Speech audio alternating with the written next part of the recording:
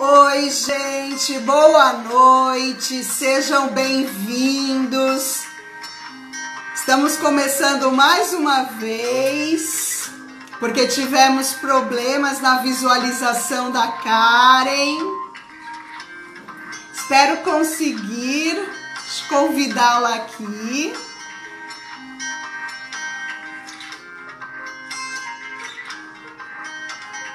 Boa noite, sejam bem-vindas, sejam bem-vindos todos. A nossa live hoje é para falar sobre inclusão, psicologia e educação. Estamos perseverantes na conexão aqui no Instagram. Vou esperar minha convidada especial, a Karen Razeira, para falar comigo esse tema tão importante que fala da nossa formação como indivíduos, como pessoas, do nosso desenvolvimento físico, psíquico, social. Vamos conversar sobre conhecimento hoje, comunicação, cidadania. Karen! Boa noite, tá me ouvindo?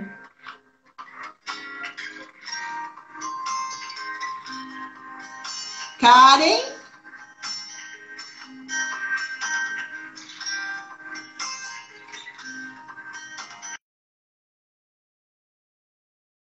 Se tiver alguma sugestão que a gente não saiba de tecnologia para tentar acertar na participação dela ao vivo com imagem e com som, por favor, nos auxilie. Não sei porquê, ela disse que agora o Insta está derrubando ela. Karen, entra de novo e me manda a solicitação.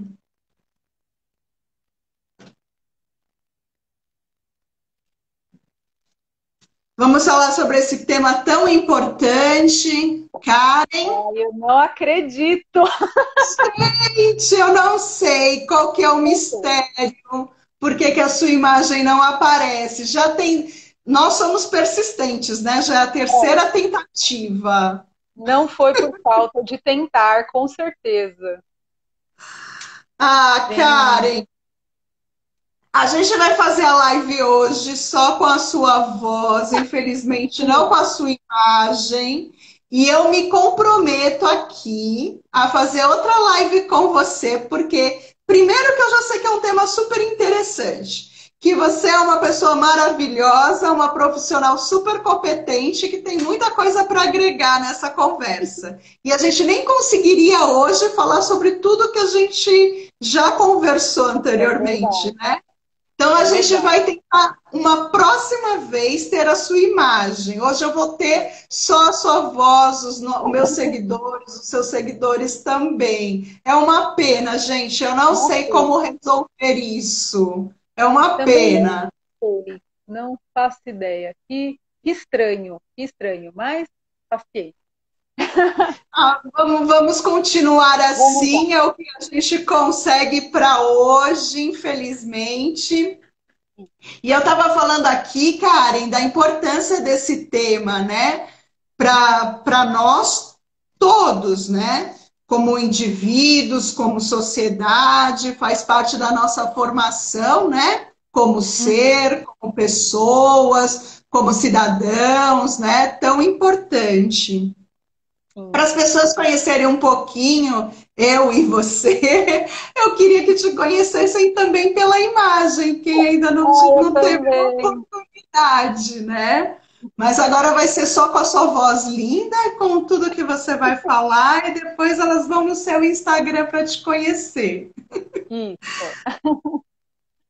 Então, eu sou Cristiane Cruz, eu sou psicóloga, psicopedagoga, tenho uma trajetória aí também importante na área da educação e foi através da área da educação que eu cheguei até a psicologia.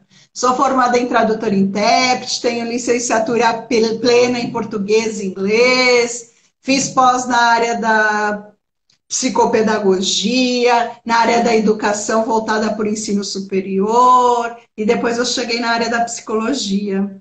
Eu estudei sobre dois temas, né, que eu fiz na pós-graduação, muito importantes, que têm a ver com o tema relacionado hoje, né? Então, na primeira pós, eu fiz o trabalho sobre afetividade na relação professor-aluno, né? E as suas interferências no processo de ensino-aprendizagem. E na segunda pós eu falei sobre a tríade da afetividade, então a relação professor-aluno e o fracasso escolar. E a gente vai conversar sobre isso aqui. Eu vou apresentar a Karen, e Karen aí ela vai começar a falar com a gente. A Karen é psicóloga, professora universitária, ela é doutora em psicologia escolar e desenvolvimento humano pela USP. Ela é mestre em educação, história política e sociedade pela PUC de São Paulo. Ela é pesquisadora também nos temas de bullying, educação inclusiva. Teremos muitas coisas aqui para conversar. Karen, você consegue me ouvir? Consigo, tá ótimo. Só não estou aparecendo, todo o resto está certo. Como eu vejo a sua imagem, eu fico assim sem saber. Então, a gente vai falar sobre várias coisas, né, Karen? Então, eu gostaria que você começasse falando sobre o contexto histórico, né? Para a gente poder falar para as pessoas sobre as terminologias, né? Como a gente se refere também com as pessoas com deficiência, como toda essa história, né? Tenha reflete como nós nos construímos como sociedade e nos preconceitos que foram aí ao longo da trajetória, né? Antes a gente se referia a essa população como inválidos, incapacitados, depois tem a nomenclatura, a terminologia de excepcionais, né? Que também é uma coisa que deixa muito distante, né? Tanto para cima quanto para baixo, né? Inferior ou muito além, né? Depois, como pessoas portadoras de deficiência, como se fosse algo acessório, né? Como uma bolsa, alguma outra coisa. Então, gostaria que você conversasse tudo, começasse, né, sobre essa parte histórica. Pode começar sua fala, Karen, e você vai ter que me pontuar pela palavra quando você concluir o raciocínio. Porque vai dar para ter essa troca, né, de olhares, assim, tipo, pode ir, né? Sem problema. Sim. Não tem problema. Eu falo tão mal da tecnologia que ela não gosta muito de mim mesmo. Tô acostumada e a gente vai resistir mesmo assim. Vou falar então um pouco. Quero agradecer aí. Tô vendo vários alunos e ex-alunos aí online. Obrigada aí para quem está acompanhando. E agradecer também a Cristiane por ter me chamado para essa live. Um tema que muito me agrada, assim, que é uma área que eu me interesso muito em estudar. E aí eu queria falar um pouco sobre isso, né? Acho que para entender como que a questão do preconceito em relação às pessoas com deficiência se dá hoje, a gente tem que entender um pouco essa história, até para a gente poder ver o que há de avanço e o que há de limite, né? Então, quando a gente olha para a questão do preconceito e da exclusão das pessoas com deficiência na nossa sociedade hoje, é, é, é muito angustiante, assim, né? A gente olha e fala, putz, mas tá uma droga, né?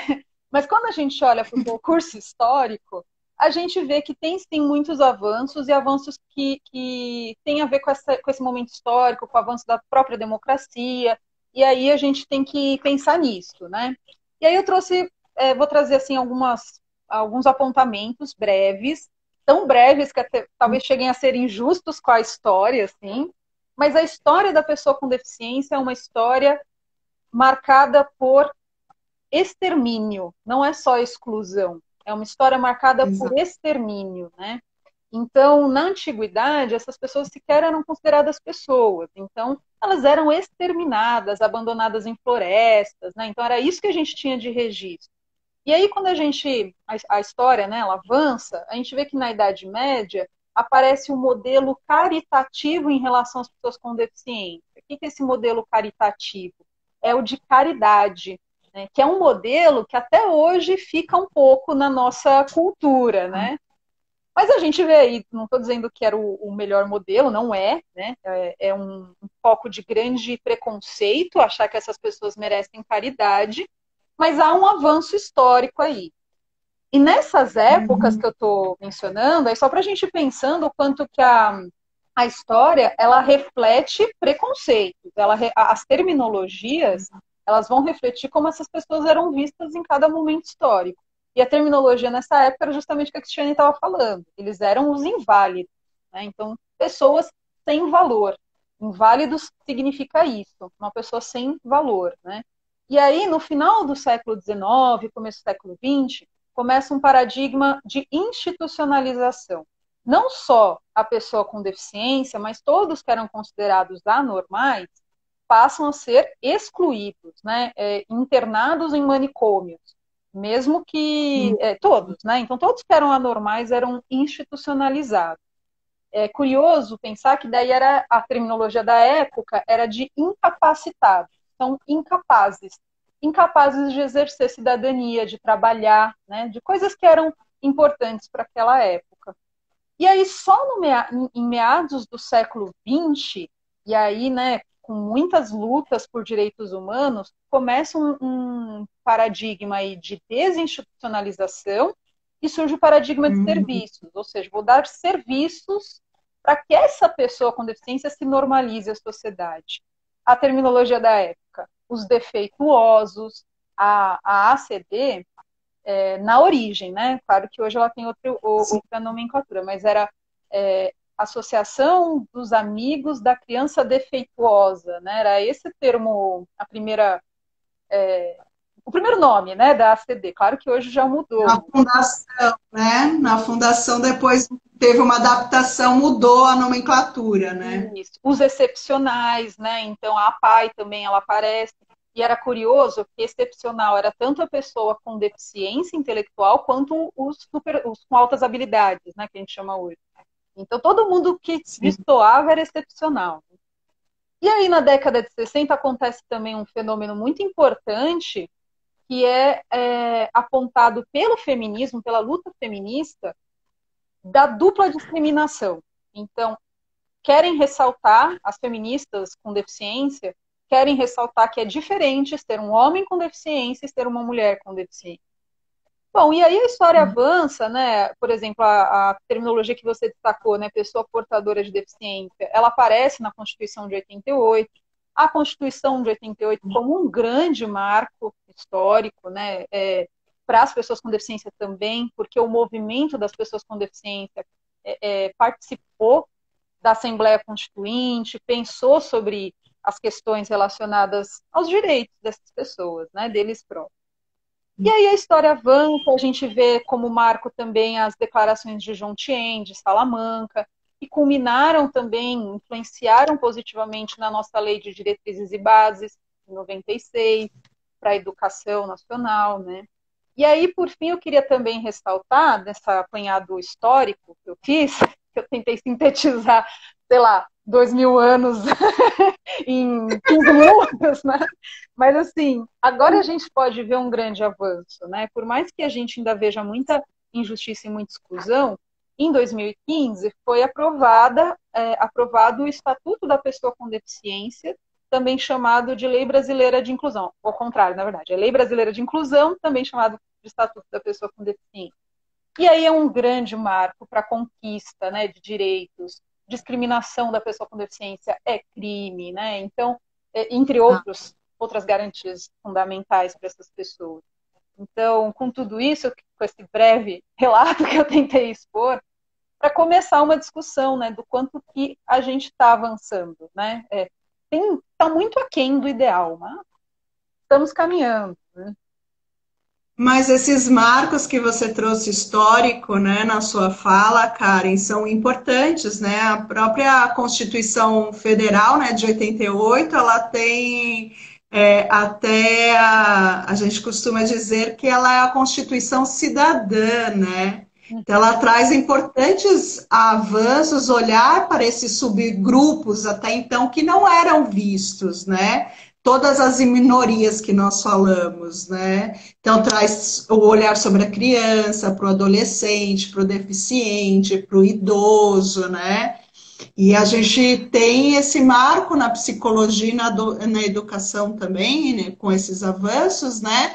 A gente tem a preocupação com a erradicação da pobreza, das desigualdades sociais, né, dessas condições de marginalização que inferiorizam as pessoas e que a gente vai ver aí no desdobramento da nossa conversa quantas consequências isso tem, né, Karen? Sem dúvida, sem dúvida.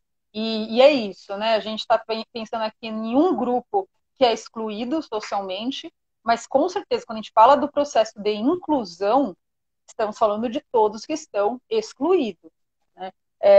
Eu tenho um professor, tinha um professor que ele falava muito que educação inclusiva deveria ser quase um pleonasmo, deveria ser tipo subir para cima, assim. Toda educação deveria ser inclusiva. Se a gente tem que Sim. ressaltar sobre educação inclusiva, é porque ela não está incluindo, né? E isso que fala muita coisa, né? Se a gente tem que ter essa pauta de inclusão, quer dizer que a gente, em algum momento da nossa história, em determinado lugar, a gente começou a excluir esses grupos, né? E antes, as pessoas com deficiência, na nossa história, na nossa sociedade, eles eram mesmo vistos como pessoas, uma aberração, né? Com a deformidade, eram enclausurados dentro de casa, né? Que depois tem a ver também com essa institucionalização, que vão colocar essas pessoas em determinados lugares como se fossem depósitos, às vezes até de uma forma muito perversa, como uma prisão, e deixar a pessoa lá esquecida, né? E esquecer de todo esse elemento da subjetividade, que é uma pessoa, que é um ser humano, né? Uhum. E o quanto que isso quando a pessoa também não é exposta a ridicularizações, né? Então, sempre nos extremos, no extremo da exclusão, enclausurada, isso a gente sabe que acontece até hoje. Quantas famílias não tem alguém, uma pessoa com deficiência que ficam dentro de um quarto? Enfim, nem sabemos se tem alguém no nosso vizinho, se não sabe, né? Quantas pessoas ainda estão enclausuradas de alguma forma? Ou então a questão da ridicularização, né? Os próprios os bobos da corte, né? Que em grande maioria eram pessoas com deficiência intelectual. Os circos, a origem dos circos eram de pessoas com deficiência, uma boa parte, né? Com alguma, então, com nanismo, ou enfim. E as pessoas eram ridicularizadas, eram colocadas de uma forma que desumanizava, né? Essa que é a verdade. Sim, sim. Então, como que é uma pauta muito importante para a gente conversar e todos esses avanços de leis, né, que você trouxe e destacou, como foram importantes para a gente estar avançando nessa pauta, colocando isso, né, trazendo à tona, né, e tendo avanços, né? São poucos que a gente tem avanços na nossa sociedade, mas a gente tem uma preocupação agora maior com acessibilidade, arquitetônica mesmo dos prédios, das calçadas, né, física, mas a gente também tem que ter acessibilidade em tantas outras formas, né? Como a gente está no mundo tecnológico, a gente tem a educação, né, inclusiva, tecnologia assistivas, né? Como que a gente. E acessibilidade a tudo, é cão-guia, é braille, são os recursos tecnológicos, né? Diferentes formas também de educação para todas essas pessoas, né? Com autismo, síndrome de Down, pessoas cegas, surdas, mudas, né? Toda essa coletividade de pessoas. Concordo. E o quanto que não ter acessibilidade não é nem assim exclusão, é negligência mesmo, né? Eu diria que nos dias de hoje, locais que não têm acessibilidade, eles são quase assumidamente excludentes, né? E aí, para além disso, aí pensando já no tema um tanto talvez da educação, é que talvez as maiores barreiras não sejam nem essas tão concretas, né? que a gente vai vendo. São Sim. muito mais atitudinais, é muito mais de preconceito, de achar que colocar a pessoa, alunos com deficiência, com alunos sem deficiência, ou outras minorias, né, como se fosse quase um favor, de colocar todo mundo junto, de que a gente tem que aprender junto, né? Quem está chegando agora, a gente está com a convidada especial Karen Razeira. Infelizmente, ela não está aparecendo na nossa live. A gente já tentou 3 vezes encerrar e começar de novo, mas ela está agora participando. A gente só está conseguindo escutá-la, não vê-la, né? É uma pena. Uma Mas pena. vamos continuar a nossa interação para as pessoas que estão entrando agora entenderem o que Cadê está a Karen, acontecendo, né? cara.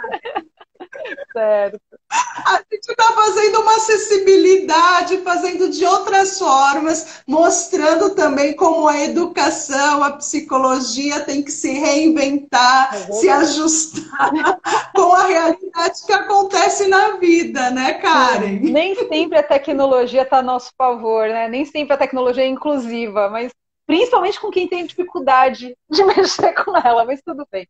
A gente deu o nosso jeito aqui. Exatamente. E a gente tem essas barreiras que são arquitetônicas, né? Mas a gente tem que, a gente vai focar bastante aqui na nossa fala, essas barreiras atitudinais do nosso dia a dia. O que, que a gente faz com quem é diferente? E a inclusão, como bem a Karen colocou, né? A gente também tem a inclusão social, abrange um espectro bem maior, né? A gente também vai falar dentro da escola, da educação, na inclusão de jovens em conflito com a lei. Uhum. A gente também vai falar da inclusão de meninas, né, que engravidam precocemente. A gente vai falar sobre uma série de circunstâncias que permeiam esse mundo aí da perspectiva da inclusão. Queria que você falasse um pouquinho mais sobre isso, das barreiras atitudinais, Karen, por Bom, favor. claro, as barreiras atitudinais, elas são pautadas pelo preconceito, né? O preconceito, ele é um fenômeno social, mas que ele é expressado no indivíduo, né? No indivíduo preconceituoso. Então, é, por mais que a gente já, quando a gente nasce, né, as minorias já estão estabelecidas, tem questões históricas, né, como as que eu ressaltei aqui em relação às pessoas com deficiência, por exemplo. Por mais que quando a gente nasce, a gente já sabe, já vai aprendendo quem são as minorias, tem algo que é próprio do sujeito preconceituoso. Né? Então, eu falo muito quanto preconceito é contrário à inclusão. O preconceituoso, ele não quer estar se relacionando com a vítima do seu preconceito, ele não quer estar junto. Então, esses discursos contra a inclusão são discursos preconceituosos. Né? Então, o que fundamenta criar uma minoria e dizer ele não pode estar com a gente, né? Aquele grupo não pode estar com a gente. Então, essas barreiras atitudinais, elas são socialmente criadas em relação às minorias e os indivíduos, eles também vão, as pessoas vão perpetuando isso. Né? Então, quando uma pessoa quer fazer, superar os seus preconceitos, questionar a questão do seu preconceito, normalmente são pessoas que usam muito da criatividade, das possibilidades que existem para tentar incluir. Eu concordo que uma inclusão plena numa sociedade como a nossa, eu concordo que ela não é possível. Né? É impossível a gente incluir plenamente numa sociedade que exclui o tempo todo. A gente teria que mudar toda uma Exato. lógica de sociedade para falar de inclusão plena. O que não quer dizer que a gente não deve lutar sempre para incluir o máximo que der. Né? E o primeiro ponto está, talvez um dos pontos, né? Está na questão do individual. Então, o que eu faço com a minha atitude? O que eu, por exemplo, enquanto professora, o que eu posso fazer? Quais são as metodologias? Usar da criatividade, não tem fórmula pronta, cada indivíduo vai ter uma necessidade diferente. E normalmente os que se preocupam com isso, eles encontram possibilidades para incluir. Mas é fato, né? Sempre que a gente pensar em alguém que está fora da escola e que deveria estar estudando, a gente está falando de um grupo excluído. Então, os que você ressaltou, por exemplo, os adolescentes em conflito com a lei, as meninas, as jovens, né, que engravidam precocemente, saem da escola, abandonam os estudos. Outros grupos minoritários, os negros são grupos que são excluídos, os pobres, de forma geral, porque tem que trabalhar precocemente, porque não... Enfim, os grupos rurais, né, assim, que tem que andar quilômetros para chegar numa escola. Então, a gente está falando de vários grupos que vão sendo excluídos da educação. E se está excluído da educação, está excluído de todo o resto. Essa que é a verdade. Está excluído da vida, né? Porque a base começa na nossa formação de vida na escola, né? Então, a gente tem essa exclusão que ela é perversa, né? De várias formas, né? E eu acho que o tipo de preconceito que é pior, que é mais perverso ainda, é aquele que é camuflado, sabe? Aquela apologia da aceitação, que você deixa a pessoa, né, por exemplo, numa sala de aula, mas ela vai ser um mero figurante, ele vai ocupar um lugar com o corpo, mas você não olha para ele. Então, a gente estar do seu lado e não ser visto. Como são várias outras problemáticas que a gente tem na sociedade, né? Por exemplo, os moradores, as pessoas que estão em situação de rua, né? A gente passa por eles, às vezes tropeça e não vê.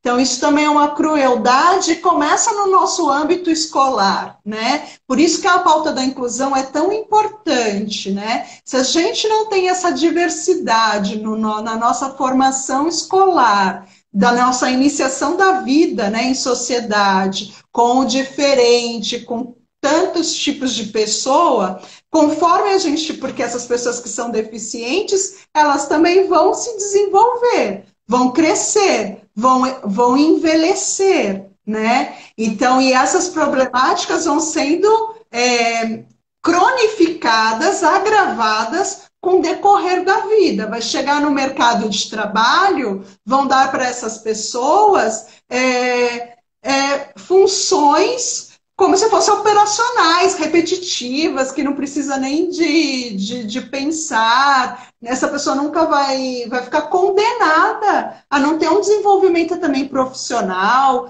a conseguir se desenvolver, né? Então, é durante a nossa vida toda, essa pessoa, quando ela estiver na adolescência, ela também vai querer namorar, ela também tem esse direito, né? E a gente pode entrar aqui na pauta, Karen, como que as pessoas olham, nossa, mas ela é deficiente, ou física, ou intelectual, ou tem síndrome de Down, e vai querer ser mãe.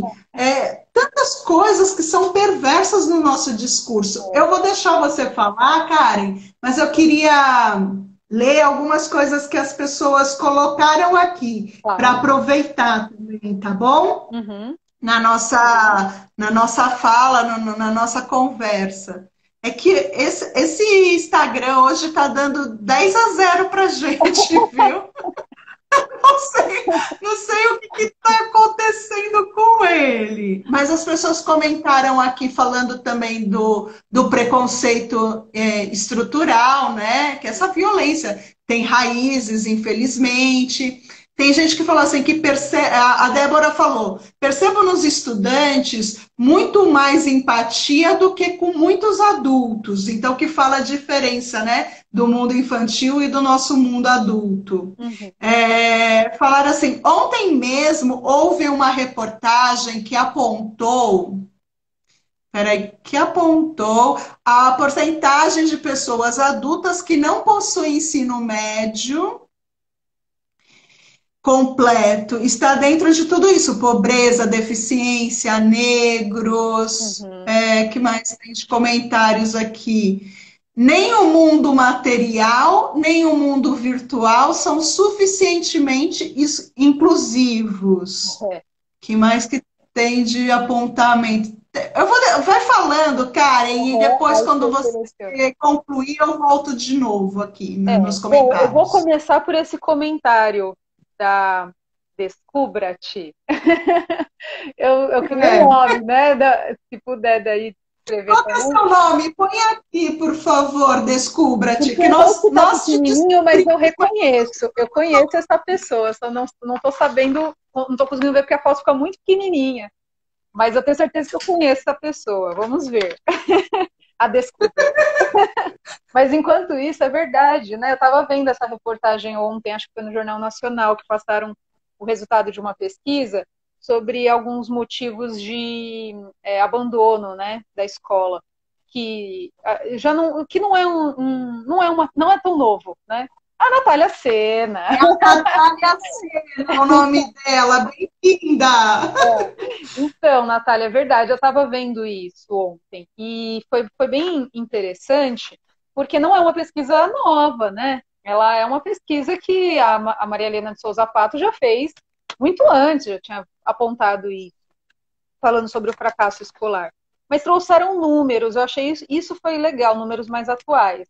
Então, o número de mulheres, de meninas, né, que abandonaram por conta de gravidez, quantas pessoas tiveram que abandonar porque tiveram que conciliar a educação com o trabalho, e realmente é um privilégio quem pode só estudar, vou colocar entre aspas, né, não que estudar seja fácil, mas quem pode se dedicar aos estudos tem a carga do trabalho, né? E assim, eu estou falando de trabalhos exaustivos, né? Então, na entrevista de ontem tinha um ajudante de pedreiro. Então, assim, você ser ajudante de pedreiro o dia inteiro, ainda chegar à noite para a escola, é muito difícil. É muito difícil. E isso é efeito de uma sociedade, né, que pressionou a pessoa muito jovem ter que abandonar os estudos. Agora, tem um dado que eu preciso. É por isso que as mídias me boicotam e não deixam aparecer, porque eu vou falar mal dessa pesquisa de ontem. Não vou falar mal, vou fazer uma crítica. As mídias me perseguem por causa disso, mas enfim. Tinha um dado lá que não foi aprofundado, eu não vi a pesquisa inteira, eu vi da reportagem, mas tinha lá um dado muito alto de falta de interesse, ou seja, pessoas que evadiram a escola por falta de interesse. E esse é um discurso muito perigoso para a gente cair naquele negócio de responsabilizar o indivíduo. Ele que não tem interesse. Né? Eu não sei, porque assim, aprender é muito bom. Todo mundo gosta de aprender. A questão é o que está representando a escola para essas pessoas, especialmente para os grupos minoritários, que já se sentem perseguidos, e são perseguidos, não é que se sentem, eles são perseguidos na sociedade, e chegam na escola e encontram outro agente punidor. Né? Então, acho que a gente tem que pensar qual que está sendo o papel da escola para as pessoas não quererem estar lá. Né? Porque aprender é muito bom, aprender é gostoso. Então, o que está sendo ensinado, como está sendo aprendido, como é que a gente pode pensar isso para não chegar e falar assim, ele perdeu o interesse? E não tenho dúvidas que alguns, pouquíssimos, eu acho que não tem interesse mesmo. E tudo bem, né? Não vou entrar nesse mérito. Mas era um número assustador. Eu duvido. Desse dado, eu duvido. Eles podem dizer que perderam o interesse, mas acho que precisaria de algo mais aprofundado. Mas aí, voltando à questão que você trouxe, Cristiane, que é muito interessante, né? Como as pessoas lidam com o fato de pessoas com deficiência serem pessoas. Eu entendo isso. E como pessoas, eles têm sexualidade. E vão passar pela puberdade. E vão passar por uma série de questões que as pessoas falam. Como todos, porque são pessoas, né? Então,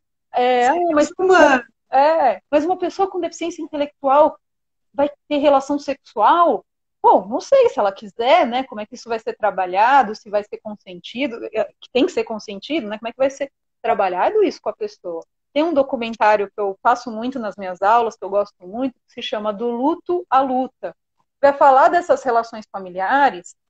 É muito interessante, por mais antigo que seja, né? Acho que ele é do começo dos anos 2000, não sei. Ele é um documentário até um pouco antigo, mas ele é muito interessante, porque ele tem uma mãe que fala assim, conta pra ele o que você quer muito, que você falou que chegou a hora. E é uma adolescente com síndrome de Down que fala, eu tô pronta, eu quero transar. É isso. E claro, é a mãe ali, né? Vamos pensar sobre isso, como que vai ser, assim, no sentido de não correr riscos, mas a menina namora, a menina quer ter a vida dela, quer casar, inclusive. É um ser humano, né? Tem vida, tem desejo, né? Isso. Então, quando você coloca... tem libido. Então, assim, o Freud já foi acusado, até é acusado até hoje, por ter identificado a sexualidade, claro, não sexual, né, mas enfim, a sexualidade infantil, né? E a gente nega a sexualidade de um adolescente, né? Por quê? Porque tem deficiência. Então, sim, eu acho que isso tem muito a ver não só com pessoas com deficiência, mas com aquela tríade, né, que a gente chama de tríade, da pessoa perfeita, né? Tem a pessoa que é jovem, que é bela e que é saudável. Então, quem foge dessa tríade de idealização parece que está excluída da sexualidade, né? Então, se você não é jovem, você não é bonito e você não é saudável, o que quer que isso signifique, né? Não sei o que é ser saudável também, mas se você não está nessa tríade, então não é a questão da sexualidade é negada a idosos, a questão da sexualidade é negada a obesos, é negada a uma série de pessoas que fogem dessa tríade. Também a pessoa com deficiência. Sim. É claro que é uma coisa muito importante, né, da gente saber também da nossa infância, né, com as nossas crianças, porque existe sim abuso sexual, e é um número assustador que é dentro do próprio ambiente daquela criança, do ambiente familiar, e a gente sabe que pessoas com deficiência estão numa condição ainda de vulnerabilidade ainda maior. A gente Exato. precisa tá atento também nesses dados, né? Mas a gente tem que pensar em qualquer ser humano, eu, você, qualquer um, independente da condição, na longevidade, né? Nós, se tudo der certo e a gente continuar vivos nesse mundo que está difícil, né? Uhum. Nós iremos envelhecer. E qual que vai ser a nossa possibilidade de autonomia, de cidadania, né? E de se desenvolver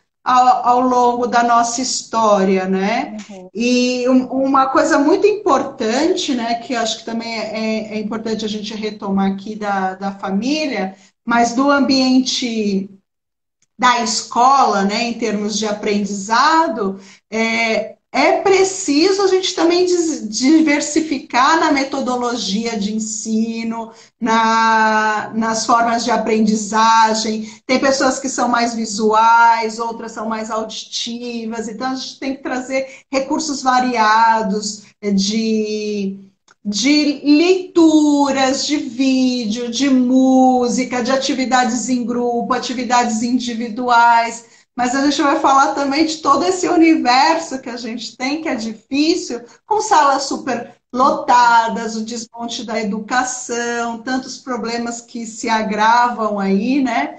Mas um dado que, quando eu comecei a estudar, que eu fiz a pós em psicopedagogia, e depois entrei no mundo da psicologia, né?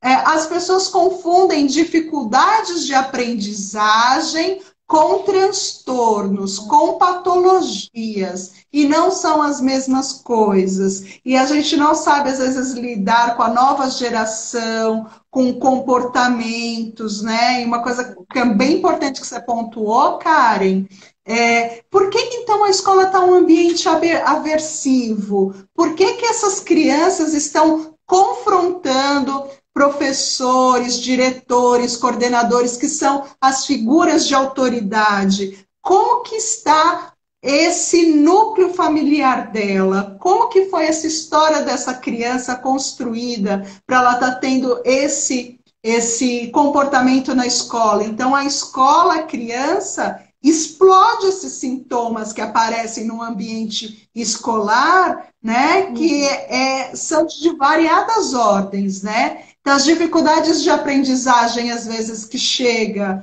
e que tem muitas questões emocionais, psicológicas que a gente pode investigar, né?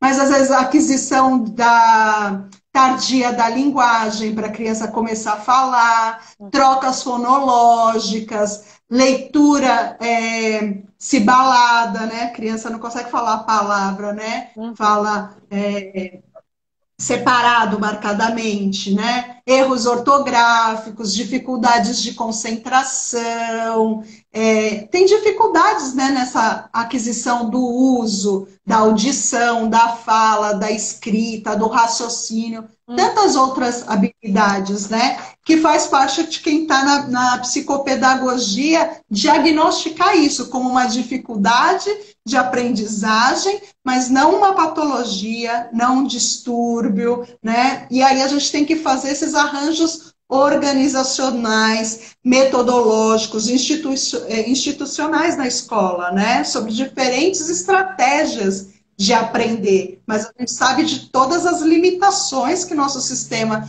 público, né, e particular também tem, né, muito conteudista, né? Fala um pouco sobre isso, Karen. Concordo plenamente, né? Eu acho que, inclusive, eu ia começar falando sobre isso, sobre essa lógica de educação muito conteudista, né? E parece uma esteirinha de produção mesmo, né? As escolas reproduzem as indústrias, né? Muitas vezes, né? Elas reproduzem a lógica da indústria de produzir essa mão de obra do trabalho. Então, realmente, acho que pensar em inclusão escolar é mudar uma lógica de educação também, né? Então, para que nós... para onde vai a educação? Para que a gente pensa educação? Né? Se for só técnica, aí essa educação conteudista faz muito sentido, mas a gente não entende o que é isso.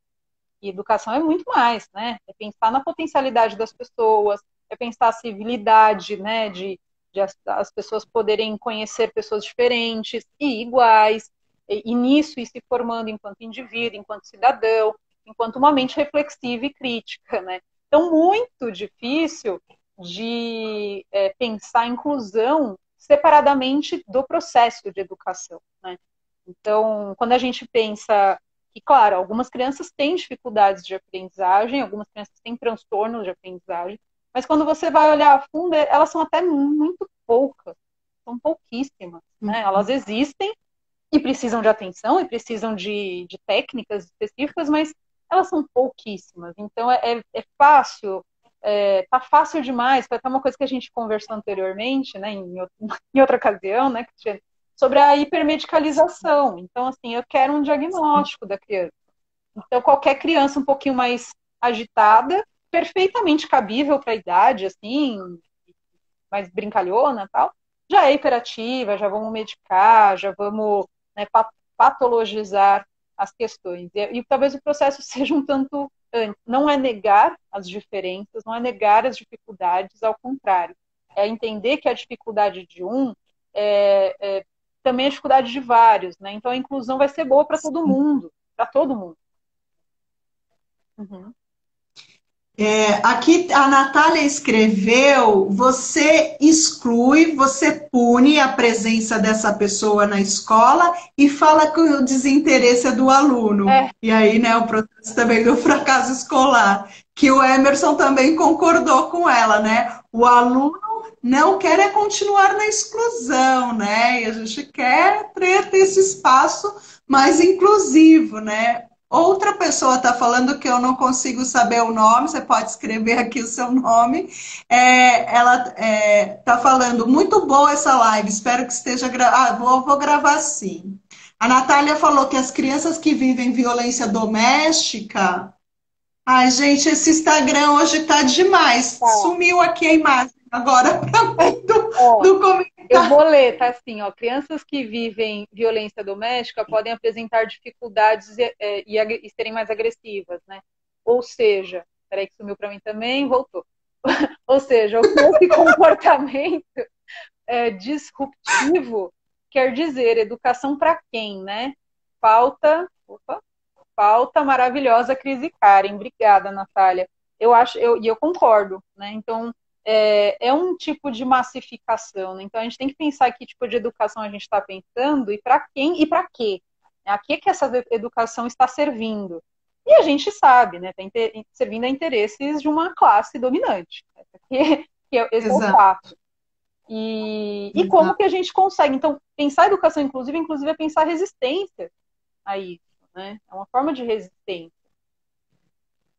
E uma coisa muito importante, Karen, também né, na educação, e que a gente falou, e dos marcadores, né?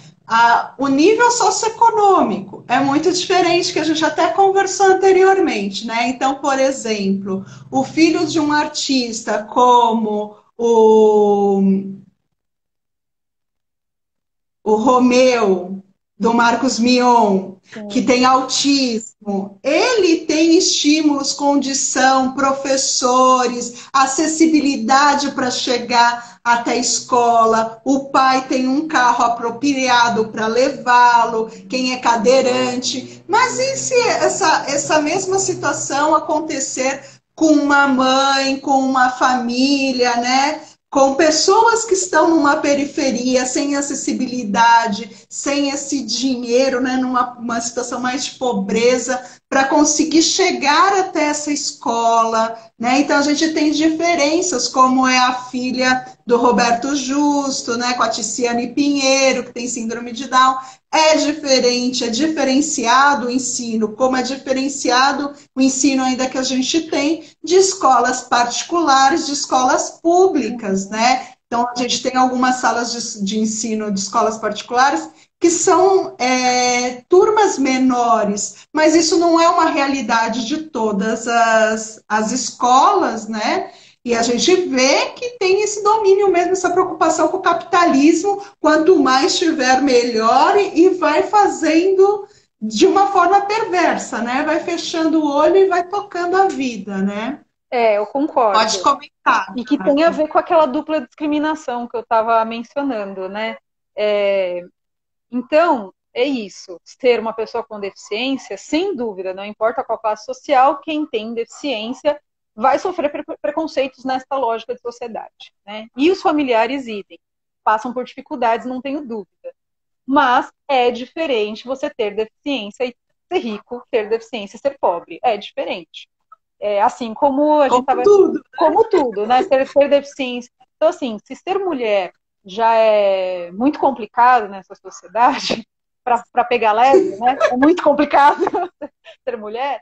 Ser uma mulher com deficiência, ela vai sofrer essa dupla discriminação também, né? E aí, ser uma mulher com deficiência pobre, ser uma mulher com deficiência negra e pobre. Então, assim, os preconceitos, eles são cumulativos.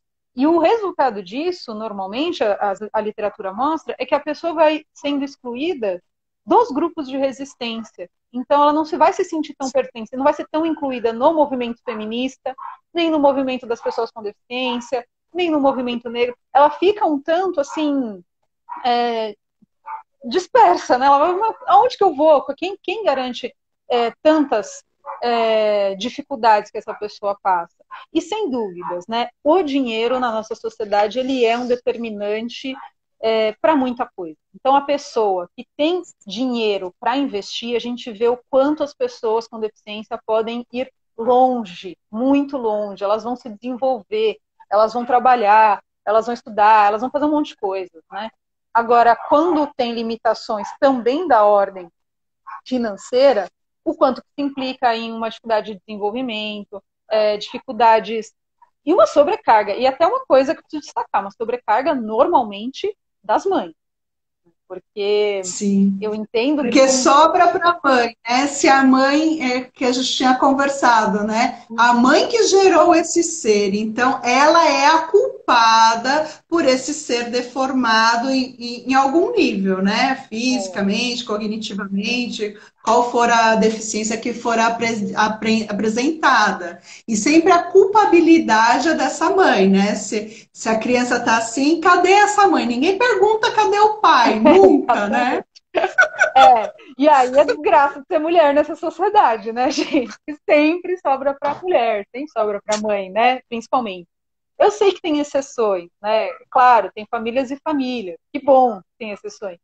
Mas, em geral, o que a literatura mostra é que, normalmente, é a mãe da pessoa com deficiência que vai se afastar do mercado de trabalho, que vai se tornar cuidadora dessa Exato. criança, que vai, assim, parar de falar com as amigas, porque ela vai ficar full time, assim, se dedicando para essa criança.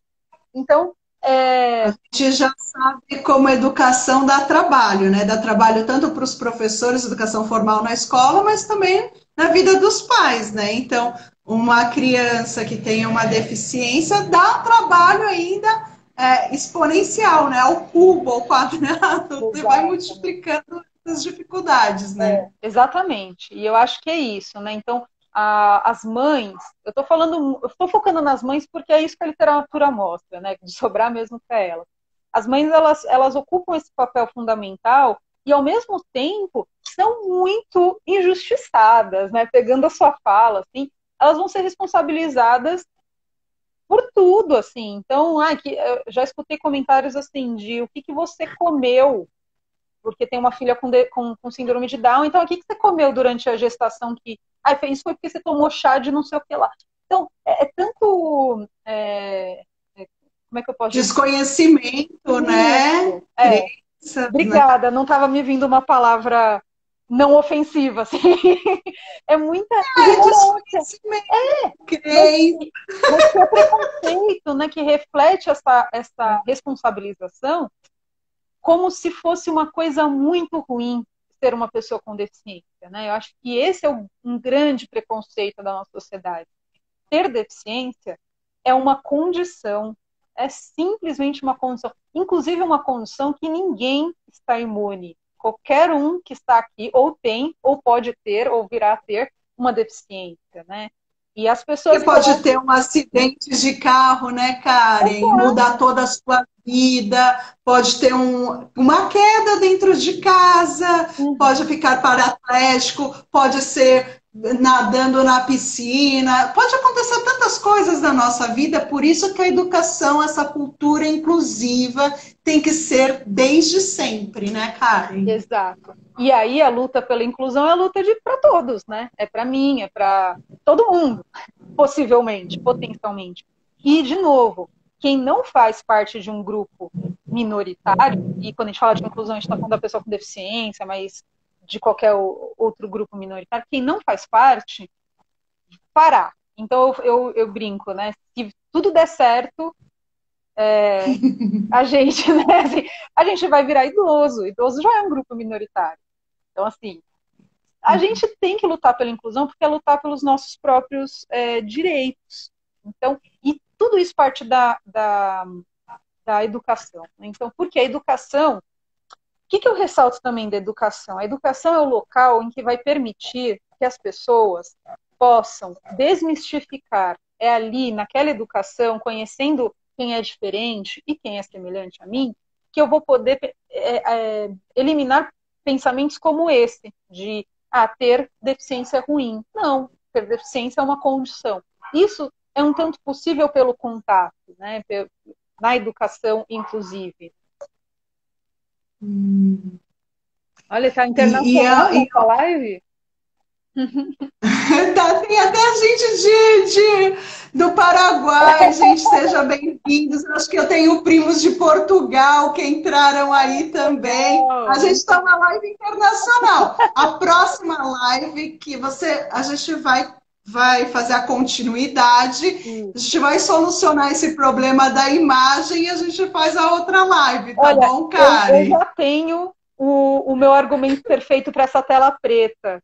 Eu vou usar de argumento que é minha manifestação antifascista, tá? Então é por isso, como um posicionamento, eu usei a tela aqui preta. Karen, a gente entrou e saiu várias vezes, mas acho que nossa live está chegando no fim pelo que eu contabilizei agora. Então eu gostaria só de falar também, né, sobre essa importância da família, né? Porque quando chega todo mundo, né, quando engravida, né, são várias coisas que passam na cabeça. Tem que ver se a gravidez foi planejada ou não foi planejada. E quando chega essa criança e chega essa notícia da deficiência, né, de qualquer ordem que seja, a gente também tem que ver toda essa rede de profissionais, como chega essa notícia pelo médico, seja de uma forma violenta ou não. O luto que essa família vai ter que fazer dessa criança idealizada que ela tinha com a criança real que ela tem nos braços, o que ela tem que fazer. Como que eram os vínculos, né, desse casal que teve essa criança? Era um vínculo com uma relação sólida, os vínculos já eram fragilizados, a relação era conturbada antes, começou a ficar conturbada depois do nascimento dessa criança, né? Então tem várias coisas que a gente tem que analisar aqui nessa conjuntura, né? E Uhum. como que a família é estruturante, acho que é o importante da nossa live de hoje, para trazer para o debate, tem muitas coisas, mas a importância dessa tríade, né? Da família, da escola e da sociedade. A gente precisa da união, porque a gente está, o ser humano é biopsicossocial, né? A gente está numa rede de conexões, de interação, onde tudo é influenciável, né? Então, eu queria que você caminhasse, Karen, para suas considerações finais, você Uhum. e falasse também desse aspecto, e a gente ainda tem que falar do sofrimento dos professores, de dar também, eu fiz uma enquete aqui no meu Instagram, que eu perguntei se as pessoas achavam que a escola é inclusiva, a maioria diz que não, a maioria das pessoas disseram que as famílias elas têm percepção que a família é desestruturada, os pais não participam de forma satisfatória da vida escolar dos filhos, que não é boa a gestão escolar, então os coordenadores, né? A percepção dessa enquete. Claro que ela não é científica e não tem dados muito específicos, mas é para a gente ter um termômetro como que as pessoas estão enxergando, né? E o Uhum. que foi mais curioso, só para fechar e você conseguir Uhum. falar para a gente encerrar, foi um dado que as pessoas acham que as pessoas com deficiência devem ficar separados dos outros alunos, né? Uhum. Então isso é muito, fala muito, né? É. De como que a gente está hoje nessa sociedade. Por É. favor, Karen. O que eu já vejo como um avanço muito pequeno, pelo menos não estão falando que tem que estar internado no manicômio ou ser morto. Olha só, né? A história está avançando. Mas a gente está muito Olha que aquém, né? A gente está muito aquém. Então, quando a gente pensa em educação inclusiva, são todos juntos como cidadãos de direito, eles têm direito, todos têm direito à educação, todos têm direito a essa formação, né? E sim, a família, ela faz parte, ela é participante e ela também é vítima. Essa que é a verdade. É demais, às vezes, ter que cobrar que a família seja estruturada numa sociedade desestruturante, né? Que conduz a família a isso, né? A viver no limite, muitas vezes. Então, é, frente a tudo isso, e são muitas as dificuldades, não perder a esperança também, né? Porque quando a gente olha, eu gosto muito de mostrar esse movimento histórico, para a gente não perder a esperança, mas também para a gente não cair no erro que em outras épocas históricas a gente já cometeu, a sociedade já cometeu. A gente avançou bastante, não é sem luta, as pessoas, o movimento das pessoas com deficiência, é um movimento de muita luta, tanto quanto de outras minorias, né, de outros grupos que estão aí na luta para ter o mínimo de garantia de direitos, e eles têm que lutar muito para ter o mínimo, né? Então, a educação é sim a base. Então, se a gente quer pensar na sociedade um pouquinho mais igualitária, um pouquinho menos desigual, uma das bases é a educação. Porque se a gente der educação de qualidade e crítica, né, e formativa para as pessoas, aí sim talvez a gente está pensando numa mudança de estrutura de sociedade, né?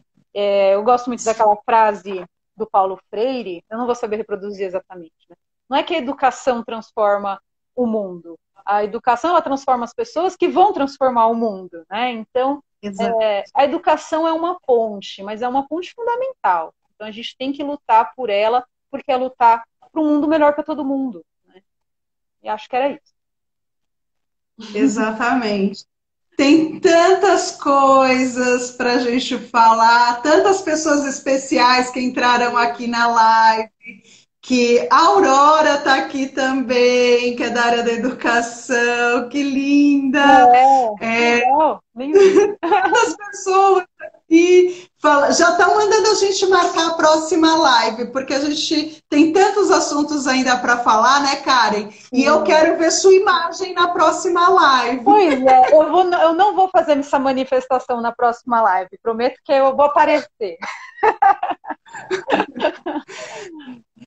Cristiane, quero também Karen, aproveitar para agradecer muito o seu convite. Gostei muito, foi uma satisfação estar aqui com você. Quero agradecer todo mundo que está aí presente. Tem vários alunos e ex-alunos. Meu marido, meu pai estão aqui também. Gente, a gente vai ter que encerrar. Falta 13 segundos. Um beijo. Obrigada, pessoal. Obrigada. Um abraço. Tchau. Obrigada, Karen. Obrigada a todo mundo. Obrigada, Cris. Um beijo.